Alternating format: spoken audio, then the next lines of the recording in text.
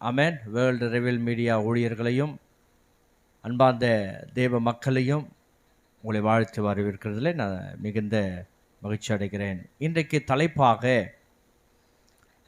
கர்த்தரிடத்தில் பங்கு உண்டு. கர்த்தரிடத்தில் பங்கு வைத்துக் கொள்ளுங்கள். கர்த்தரிடத்தில் பங்கு இருக்கா? ஆமென். கர்த்தரிடத்தில் ஒரு பங்கு இருக்கணும். எபிரியர் 3ஆம் அதிகாரம் 14ஆம் வசனம் உங்களுக்காக நான் வாசிக்கிறேன்.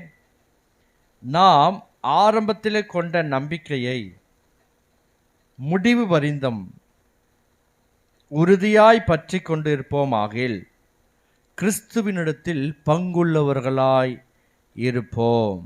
அல்லேலூயா. ஆரம்பத்தில் கிறிஸ்துவினிடத்தில் ஆரம்பத்தில் கொண்ட நம்பிக்கை முடிவு பரிந்தமும் நம்பிக்கையாக இருக்கணும். ஆமென். இப்பொழுதும் இந்த வேர்ல்டு ரிவில் மீடியாவில் வந்திருக்கிற உங்களை யாவரையும் வாழ்த்து வரவேற்கிறேன். இது செய்தியினுடைய ஆரம்பம். ஆமென். இந்த செய்தியினுடைய தலைப்பு கர்த்தரிடத்தில் பங்கு வைத்துக் கொள்ளுங்கள். கர்த்தரிடத்தில் பங்கு உண்டு. எபிரியர் 3ஆம் அதிகாரம் 14ஆம் வசனத்தை நாம் தியானிக்கிறோம். ஆரம்பத்திலே கொண்ட நம்பிக்கை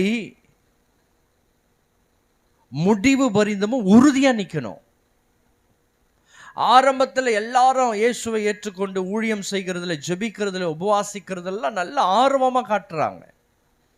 ஆனா நடுவுல என்ன ஆயிடுதுன்னா, அது முடிக்க முடியாம தடுமாறுகிறார்கள், தடம் புரண்டுகிறார்கள்,